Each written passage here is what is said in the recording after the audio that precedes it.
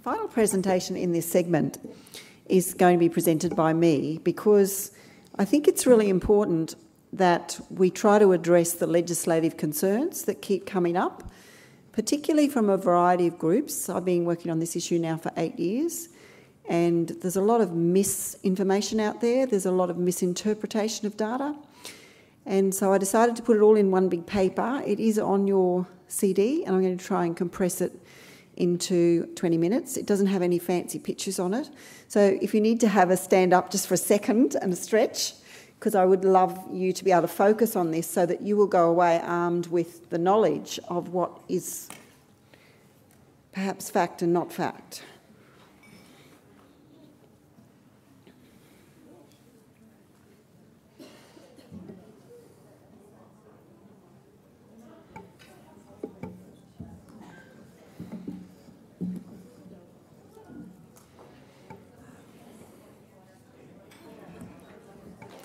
Okay, have a seat and we'll get started. Well, you can stand while I talk if you'd like to. You're very welcome to do that. If you're tired of sitting down, you're welcome to stand at the back, or if that helps keep you awake. I know I need that sometimes. Okay, the background to this. Well, those of you, who was at the 2006 summit? Okay, some of you not. The 2006, which is the very first summit we had. Okay, at that summit, it was the first time, I think, that every representative group from around Australia had been brought together, and we actually spent an hour and a half sharing our euthanasia, just as to encourage everybody to say, let's come forward and be honest about this so that we know the size of the problem, so that we can move forward. So what came out of that first summit was the need for legislation to require cats and dogs to be desexed prior to sale or transfer. And there has been progress in some states towards microchipping prior to sale or transfer, because it is required in New South Wales, I believe, prior to sale or transfer, microchipping, ACT, Victoria and now Queensland, and it is proposed, I believe, in Tassie and Western Australia. There's also been progress in some states towards desexing of cats and or dogs, with the Australian Capital Territory, of course, having cats from 3 months and dogs from 6 months. They have to be desexed unless you want to get a permit to have an entire animal. Some local governments in Victoria have introduced that as well from 3 months, and state government in Victoria requires all cats and dogs from pounds and shelters to be desexed before they're sold, but that's the only state that requires that. So the issue is that it's not prior to sale or transfer, and as Jade mentioned, the same with microchipping, that can leave a gap. And so except for the Gold Coast City Council pilot project and what is being proposed in Tassie, and I thought, as Ros said before, I thought they were proposing in Western Australia to do prior to sale or transfer too, but it looks like at the moment they've thrown that out and decided to stick with the 6 months. So in terms of what data we have, of course, there was a fairly substantial piece of research done by Linda Marsden in Victoria, which involved 3 shelters, the Lost Dogs Home, the RSPCA and the Cat Protection Society. Then there's the RSPCA Shelters Research Australia-wide that Corinne has been doing, that's only just been completed, so we don't really have much that's going to be published shortly. But then there's the direct data from pounds and shelters, and there's the RSPCA national data that they've been providing regularly, annually, every year for some time now. There's the New South Wales Government pounds statewide stats, and then there's the whole of city data in the Gold Coast that we've been gathering now since 2001-2 and computerised since 5-6. The other thing that's been happening is that in order to work out the solutions, there needs to be a lot of collaboration. I totally agree with that. And so in 2004, we formed a stakeholder coalition, and it included the main dog breed organisation in Queensland, which is Dogs Queensland. It included the 3 of the 4 main cat breed organisations. The others were invited, obviously, but didn't come. But we had 3 of the main ones around the table. We had the AVA from Queensland there, the RSPCA, Little Paws Kitten Rescue to represent the rescue organisations, Gold Coast City Council, Department of Local Government statewide, and also the wildlife groups, because they have an interest in this as well, because while they don't want to see cats and dogs marauding over wildlife, they also care about cats and dogs. So from that developed the breeder permit system, which has taken years of consultation in a way, because I remember when we first started back in 2004, the vet that came to the meeting representing the AVA didn't know anything about early age desexing either. So that kind of stunned me coming in fresh in 2004 to think, well, even the vets who were representing the AVA didn't know whether early age desexing was safe or not. So that's where we've come from to this point today. And so the breeder permit system, I guess, is a result of thinking, yes, do we want compulsory desexing? At what age do we need to start it? So we come up with this system, which Jeff explained to you, which applies to anyone who breeds, commercial, hobby, accidental, anyone. It requires, I mean, when I say it's a system, that's why I'm going through these things. So it's not isolated bits and pieces, as Jade mentioned, that we seem to have scattered all over Australia and in bits and pieces in different states. Regular government inspection based on compulsory standards.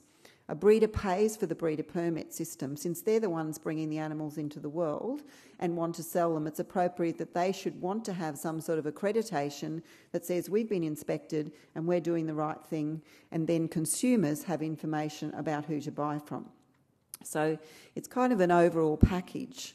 It also addresses overbreeding of kittens. So it sort of addresses the puppy mill issue, but it addresses overbreeding of kittens in that kittens must be desexed prior to sale or transfer. But we made the sale or transfer date 10 weeks because there'd been a lot of debate about, well, can you desex a kitten safely at 8 weeks when it's got to be vaccinated first?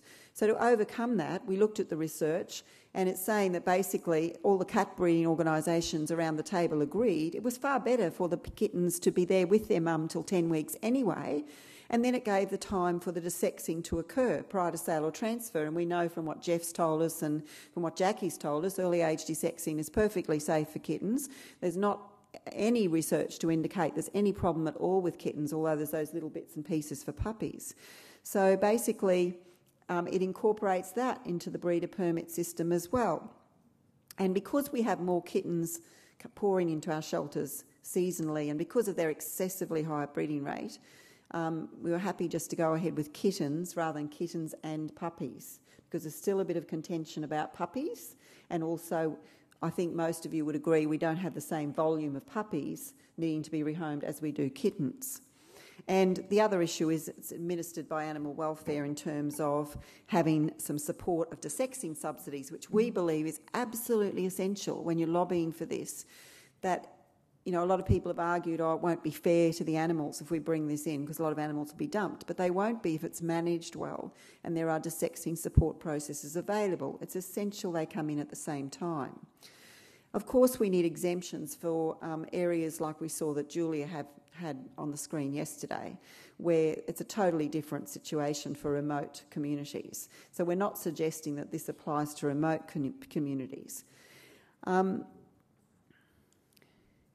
we also totally agree that microchipping needs to be tracked right back to the breeder. So just about in every state that has got microchipping already, it still doesn't require the breeder's details to be on that microchip. As long as they transfer it and microchip it, it can have the first owner's details on there. So that's where we've got a bit of a flaw in the system so far. Now, the desexing legislation concerns. Let's see if we can tackle some of these. So the pet industry and animal welfare are aligned in terms of compulsory microchipping, but there seems to have been some differences about compulsory desexing. Even though neither of them have had a great uptake, there's a strong support from the pet industry about microchipping, but not about desexing. So the first one is the majority of cats in pounds and shelters are unowned and therefore would not be affected by desexing legislation. Okay, so there's just a few points here that are really important. First of all, in the Victorian study, it said 80% of cats entering 3 major shelters had no owners or were semi-owned, 80 to 20. But That was only 3 shelters in the whole of Melbourne. There's lots of other shelters in Melbourne. They happen to be 3 of the largest shelters, and a lot of them have council contracts, which influences the ratio of animals that come in to those shelters. It depends on your policy. Your policy will also affect whether people are willing to surrender to your shelter, because they won't surrender to you if they think their animal's going to be killed. So just to use 3 shelters is not really valid data if you want to look at the big picture. It's also not a whole city intake. So on the Gold Coast, we've got that whole of city intake. And what we see is that 40 to 50% of the animals that come in are surrendered by their owners. They're not stray, right? Then 8% of the strays are reclaimed by their owners, and 40% of the strays are already desexed. And when you put those two together as a proportion of all incoming animals, that equals 20% of the intake of animals. Therefore, 60% are definitely owned that come into a whole of city intake. And that kind of reflects what Corinne was showing yesterday, where there was a much higher proportion of owned animals in RSPCA data than there actually is in that study that was done in Victoria. The second thing that, you really have to read the research really finely to get these points, but in the Victorian study, the definition of a stray is a cat that lives in proximity to humans and utilises resources associated with human environments, but who is not intentionally supported by an identified person, right? An actual roaming around, unowned animal. But as you and I know, and those in the animal management field in this room, a stray in a pound or a shelter is any cat or dog impounded due to wandering at large. It doesn't mean that they're not completely unowned, like the definition in the Victorian data. And yet we've got confused, and some of the pet industry people have picked this up and confused the issue because simply of the definition of stray. And we know, for example, that most stray dogs are owned because 70 to 78% of whole city intake of dogs have been strays, and yet 70% of them reclaimed by their owners. So obviously owned. So stray does not, in our definition in pounds, mean a cat wandering around in the environment who is not intentionally supported by an identified person. It's just a wandering animal, and largely they're owned. And similarly, cats, we believe, are largely owned. First of all, you've got that nearly 50% that were surrendered by their owners. But if you look at the strays, cat owners can rarely be contacted because only 3 to 10% are reclaimed by their owners annually because they don't have a microchip or they don't have a tag, because we haven't been very good at doing that as well as we have for dogs. So a lot of the time you can't even contact the owner, but they might very well be owned. And they pretty much look like they're owned. They're in beautiful condition, as you know, those of you who work in shelters, aren't they? Lovely condition, usually well socialised, maybe a bit shy and timid, but they're usually pretty good. Secondly, we have a bit of a laissez-faire attitude to cats in Australia, so we have this difficulty of containing cats in our own yard. So I'm an owner, and yet we let our cats go over the fence because we think, oh, well, it's a bit hard to do that. And we're only just starting to educate owners now about keeping cats in their own yard. So that's a second reason why there's an awful lot of those cats that come in as strays are likely to be owned animals, because owners let them jump over the fence because we still don't have ocelot rolling things on the top of our fence or fully enclosed yards. The third thing, and this is supported by research in America, was that owners assume cats that are wandering, their own cats, will come back. And research in America showed that animal agencies play such a small role in recovery of lost cats because owners of lost cats don't contact them, the same as they do for dogs, because they assume that they will come back. And so they don't bother even contacting the council for at least 5 days. And of course that's verified in that 66% of the 73 cats in this study recovered and returned home on their own. So owners are sort of thinking, oh, well, that's the cat, they'll come back. So these animals are ending up in shelters. They're stray, but it doesn't mean they're not owned. Additionally, some owners refuse to pay the impound fee to get their cat out of the pound, partly because there's so many of them out there, partly because probably they are more independent and their owners can let them go easier than they can a dog because they don't have maybe that same close affinity. And also, we know the majority of the public and AMO admitted strays, even in, this is Victorian study data, are tolerant of or actively sociable with humans, which means they've definitely had an owner. And less than 2% in the whole city on the Gold Coast are feral cats. Now, I know that will vary up to 10%, I think Corinne found in her data. So could be up to 10% might be feral, but that's still only a small proportion.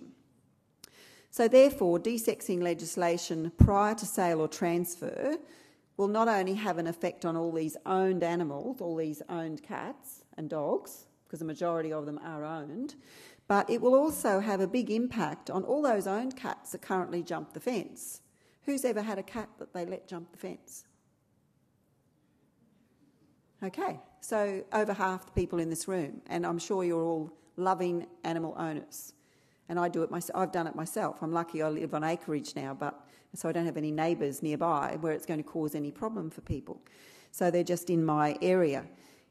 So if the majority of owned cats can jump the fence and become stray and wander at large for the average of 5 days, then just by having a requirement that you have to get a breeder permit if you want to breed from them, or you have to get your animal desexed, is going to have an impact on those animals that are wandering around stray and getting pregnant and having babies that are then not picked up, but then have babies and end up as further strays.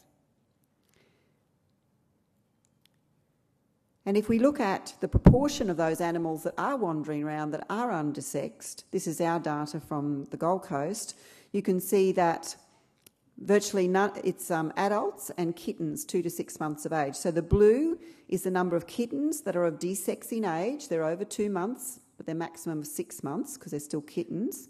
You can see the proportion of kittens that were stray that are already desexed, and we know that cats can breed from 4 months of age. So in that category, in that red category, which is the kittens that are not desexed, roaming around as strays, which is nearly 98%. From 4 months of age, those kittens have the capacity to be breeding.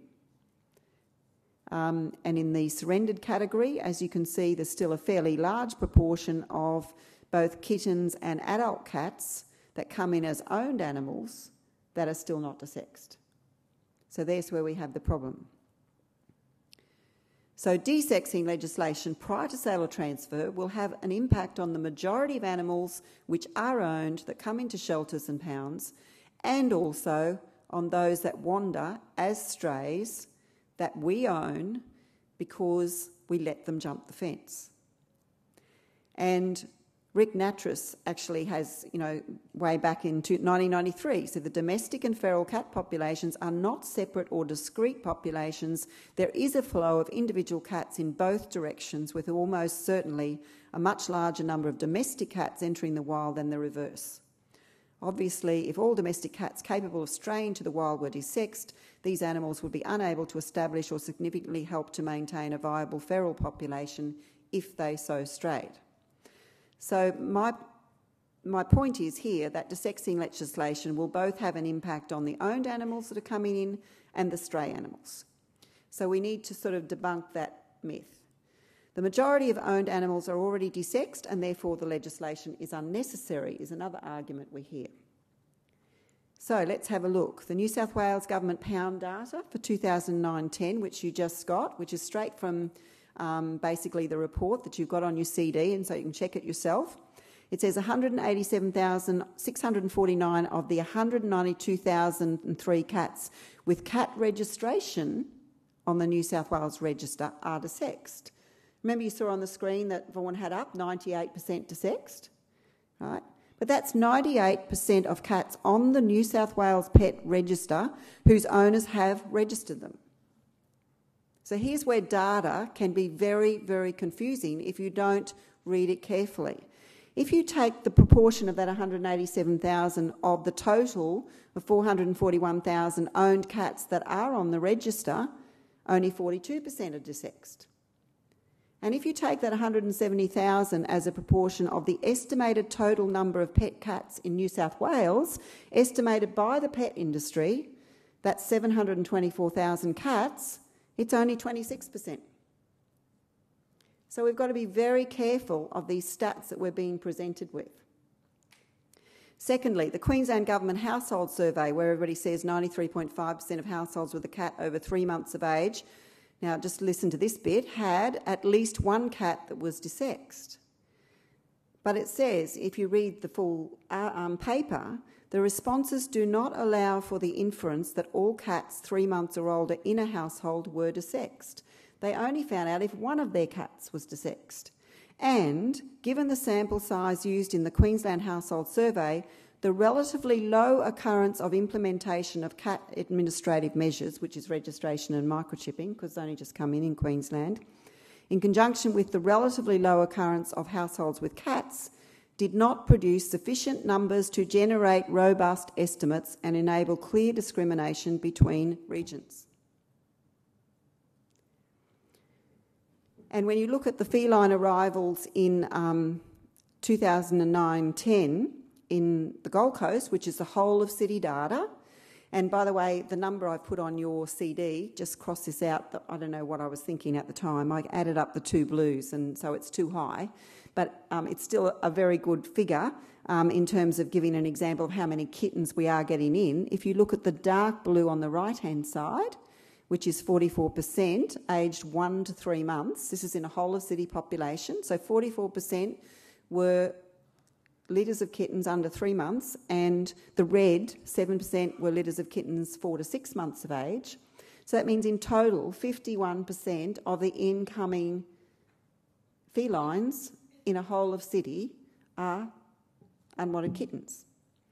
So that just sort of backs up also that data that we also heard from Corinne yesterday, that there's a large proportion out there, and Jackie. The next thing we often hear is that mandatory desexing laws have not been shown to be effective.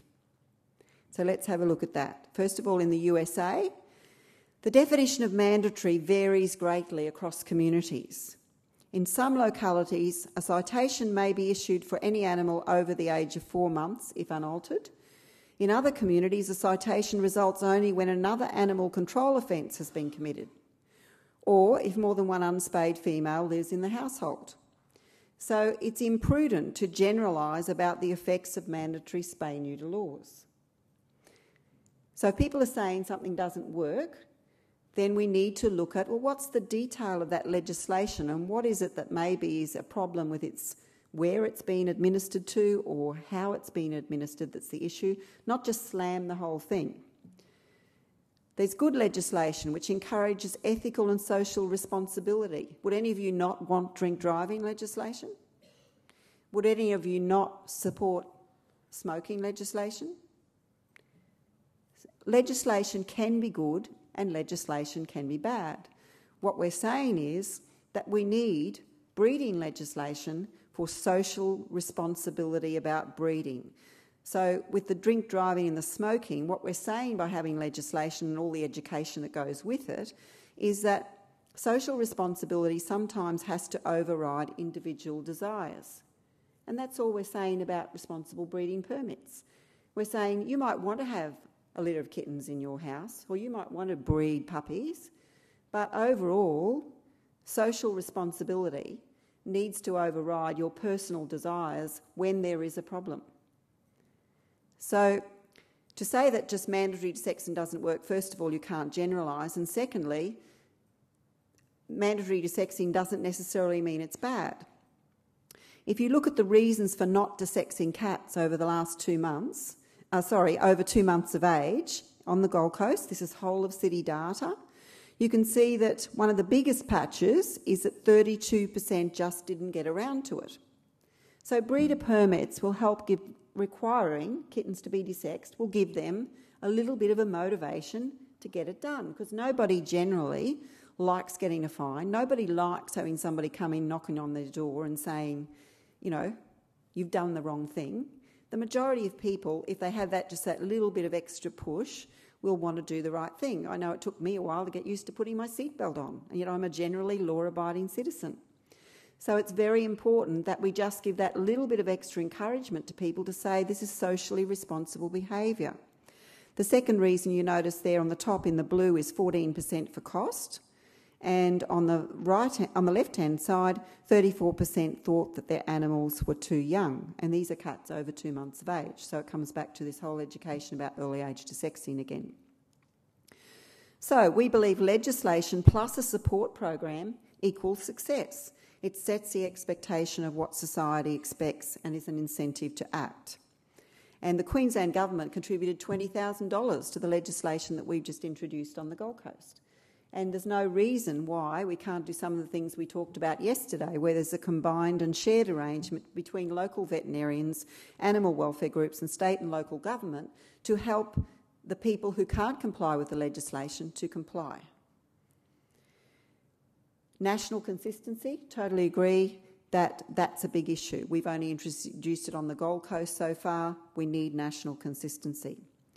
Okay, here's another argument we hear as well.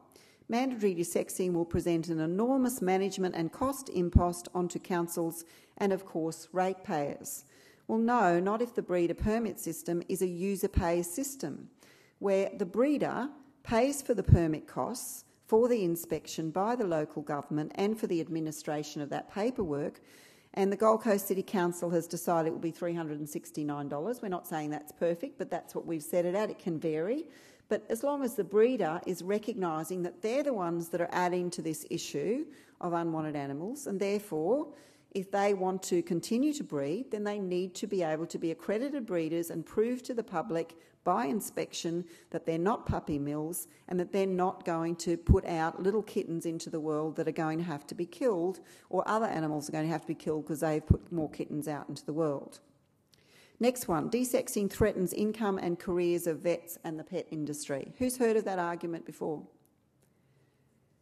Okay, it's been a significant argument since 2004. In 2004, the Pet Industry Association, Pet Industry Advisory Service, which is basically a pet food company's group, paid for Dr. Chris Baldock, an epidemiologist, to go around and talk to every veterinary association in Australia with the topic, are you desexing your way out of a job? Now that was very cheeky, because when you look at Chris Baldock's data, it's about declining households wanting pets. That's what he was raising awareness of. He had the data to show that there's a slightly decreasing number of pet households now in both dogs and cats. But what's happened is, and you'll hear it all the time being sprouted in government documents being put out that say, this is when we're after, change in legislation, we get things all the time saying there's a declining numbers of cats and dogs. It's not at all. It's declining households wanting cats and dogs, and that's because of all those things on the screen, right? And that even makes desexing even more important, because if we've got fewer households wanting animals, we obviously are going to have to do more desexing. So the argument that we need, that the issue of that desexing has to be stopped because there's declining numbers of cats and dogs is not rational. The other issue is that... Sorry, I've lost it a bit. Okay, over the years there's been various articles like no pets, no vets. The single biggest threat to the income and careers of most vets in Australia is declining cat and dog numbers. So there you see it again. It should say there's declining cat and dog households, and therefore we need to desex more animals and we need to get more pet-friendly accommodation. That's the solution if we want more pets. The Pet Industry Advisory Service, arguments against compulsory desexing in 2002, said a similar thing. The decline in the household cat population is a serious problem which will have enormous implications for the public, veterinary profession and the pet care industry. So I do understand the concerns of vets and the pet industry. They want to obviously sustain their business, and we do obviously want vets in the community. I'm not saying we don't want vets in the community, but we want responsibly owned animals that will be able to go to vets for their whole life, not animals that have to end up in a pound or a shelter being killed. So the breeder permit system allows anyone to apply for a permit to breed. It doesn't prohibit breeding. It's just going to mean more responsible breeders, fewer puppy mills and kittens desexed. The majority of dogs entering shelters were relinquished for behavioural reasons and are not rehomable, therefore there's not really an issue, is another argument you'll hear. And we've already had a bit of data on this from Corinne and from a few other people today, so I won't go into that in much detail, but you can see that behaviour is only a very small proportion of the reasons why dogs end up in pounds and shelters. Another argument is that other strategies are more important than legislation. But shouldn't we be working on all strategies? It's not either or, but it's both and. Let's support the full range of strategies to reduce the numbers of unwanted cats and dogs. And it's the full range that's in the G2Z model. So we want better shelter care. All the stuff we've been hearing from Kate is about caring for the animals better. But that's not stopping them coming in. We want better rehoming strategies. Yes, we can work on that. That's fantastic. With all the work that Pet Rescue's doing, it is brilliant stuff. But it's still not solving the underlying issue of having animals being born at particular times where we just can't find enough homes for them, no matter how much we put the effort in. So we need better education, we need better owner support with desexing subsidies, and we need better legislation. And I mean, even Nathan Winograd, we read his book Redemption, where he slams legislation, for those of you who've read that, but he himself wants legislation. What he wants is rigorous and comprehensive expectations codified in law.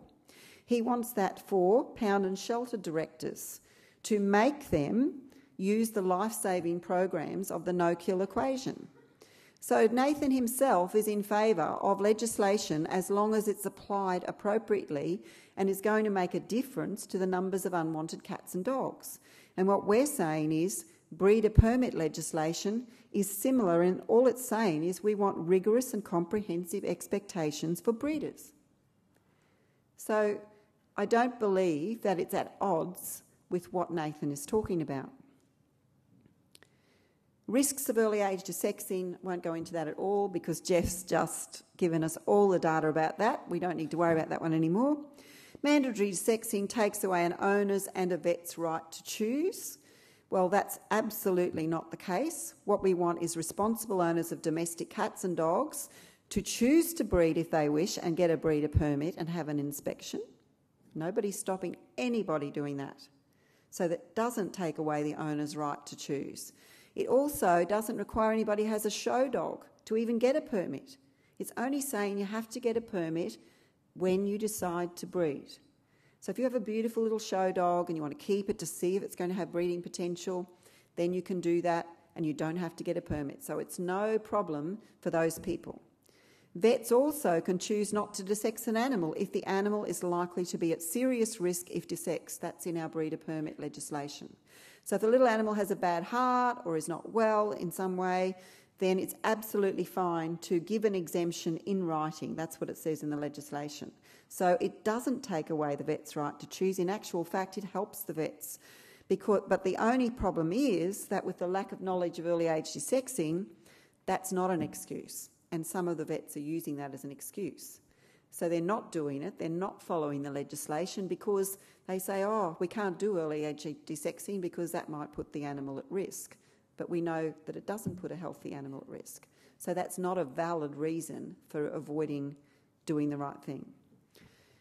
Another argument is there are already existing powers to address poor breeders. And we've just heard from Jade that shows all the gaps in the legislation. So I don't really need to go into that one either. There's huge gaps in the legislation. For example, animal welfare laws do not require an initial or regular inspection of breeders. A breeder permit system like we've introduced on the Gold Coast does. It requires a complaint first, so it's totally reactive. The current legislation has no requirement to keep breeder details on the microchip. The current legislation has no system for consumers to determine whether a puppy or a kitten comes from a puppy mill or not. And there's no national system that requires breeders to sell that stops breeders selling interstate and avoiding laws like we've got on the Gold Coast. So at the moment, the legislation's got holes in it everywhere. Breeder organisations actually support breeder permits and desexing of kittens in Queensland. Insufficient standards to require socialisation and responsibility for rehoming for the life of each animal.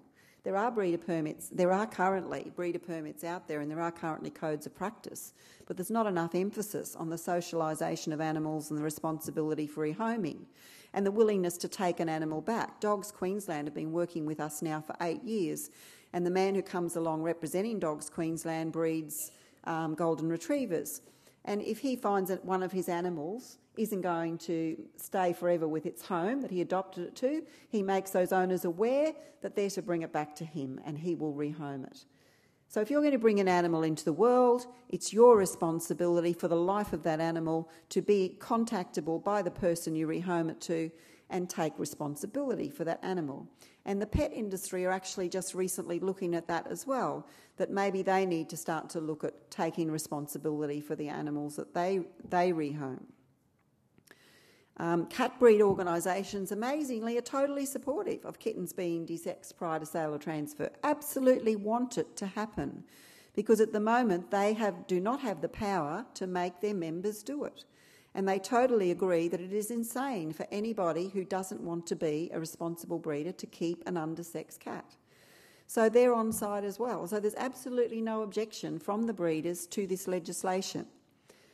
Next one is a breeder permit system does little to target the true causes of pet homelessness. Well, we've just heard two causes for, well, there's more than just pet homelessness for dogs. There's issues of breeding conditions, as we've just seen. And breeder permit system does address that. For cats, of course, it's overbreeding is the issue. The breeding rate, the seasonal overload, and therefore desexing of kittens through the breeder permit system solves that. So really, basically, it covers the puppy mill issue and it covers the kitten desexing issue. Breeder permit legislation is an adversarial and draconian approach, other people have been saying. Well, it's actually not. It's been a totally collaborative approach developed with all stakeholders, supported by the breeders. The only issue we've had on the Gold Coast, which they've got a little bit disappointed with, is, as Jeff explained, that planning department rule where they could only have 4 animals. And we've had to spend 5 months and delay, people applying, because most of them are saying they want to have a couple of breeding animals and then they want to have some animals undesexed that may breed in the future to bring on new puppies. They want to keep their older animals. This is the good breeders. They want to keep their older animals so that they don't have to put them to sleep or get rid of them, which means they need at least 8 animals, they're saying. And we're saying, OK, well, we'll get through it by the 4 and 4 rule, as Jeff said. But we've had a long time trying to get that through. And there's huge benefits of a breeder permit system. It helps the pets, it helps the responsible breeders because they get acknowledged for doing the right thing and don't get mixed up with the ones doing the wrong thing. It helps pet owners, it helps vets because they'll have more responsibly owned pets coming to them for their whole lives. They get more desexing work to do, helps responsible sellers, helps communities and helps local government in prevention rather than reaction, and they get lots of community support for it. So the way forward, stakeholders need to work together to understand the data properly and not just listen to stuff that keeps getting regurgitated. We need to work on a national level. So that's why I'm really wanting us all here now, when we have some discussion and debate, to think about how we can move forward to start to all work on getting national movements towards the same thing, instead of all working on a hodgepodge, as Jade said. We need to develop a system that can address both poor breeding practices and oversupply of kittens. This is what I believe each group can do. So the AVA and the veterinary schools, as Jackie's already offered, can progress early age desexing knowledge and experience in current and future vet practices. And the AVA representative here was here yesterday, who met with me at lunchtime, said he'll be taking that message back to the AVA. So we hope that that will go somewhere. Breeder organisations, they can support the development of nationally consistent system of standards and inspections and desexing prior to sale or transfer of kittens. If the Queensland breeders, once they're more fully informed, can agree with it, provided we can just sit down and fully inform all our other breeder organisations in every other state, they will be able to understand that it isn't a threat to them. It's not meant to be a threat. It's about giving them accreditation for the good job that they do. Animal management needs to be able to run an efficient and ethical breeder permit system, provide desexing subsidies in conjunction with vets and animal welfare groups, prevent impoundment, as we heard yesterday from Mitch, and provide high standards of care and strong rehoming programs, as Nathan proposes in his legislation, in his Companion Animal Act. He wants legislation too. Animal welfare groups, we need to promote obviously our animals for rehoming, all our work on pet rescue, all our own great photos on websites, all the promotion we do. We need to contribute to the development of responsible breeding legislation nationally. So instead of just sitting back and believing some of this data, we need to stand up and say this is what we want and be part of the groups and not let ourselves be left out. Because what's happened in the past is there has been a predominance of the big national organisations involved in this work, and they tend to be predominantly pet industry groups. And I believe that we can work forward if we just understand the data and talk together. The pet industry and the animal welfare groups together need to be talking more and collaborating more so that we can get down to understanding the data better. Assist with provision of community and council-funded subsidised desexing services. Wouldn't it be great if that was all we had to do? Take in a few emergency animals and assist with desexing services once we get all of this underway. The pet industry bodies, they need to acknowledge that addressing the number of houses that are available for animals is the big issue for them. If we want more pets in Australia, we need to address those whole restrictive practices we have in multi-dwellings, in rental properties, and I just wish that they would be more proactive in that area and at the same time agree that desexing of kittens is necessary, because we can't do it unless we do both. And for the whole community, they need to adopt abandoned cats and dogs, and buy only from government permitted breeders where it's obvious they've either been inspected or they can go and visit them themselves. State governments need to progress the discussions and negotiations for development of nationally consistent responsible breeder permit systems. We don't have a national system of legislation in Australia, so we're not going to get that. But each state, and I believe it's our responsibility, will have to work with each state to liaise together with other states so that we can get some consistency, or otherwise we'll continue to have puppies and kittens traded across borders and everybody will be able to avoid the legislation because there's no consistency. And that's it. And we have a little video to show you just to lighten up a bit. I'm sorry that was such a jam-packed information session. You've probably seen this before, but I only recently discovered, somebody sent it to me actually when I sent my presentation, and then she said, you need to lighten up a bit, Joy, it's all very serious, so play this.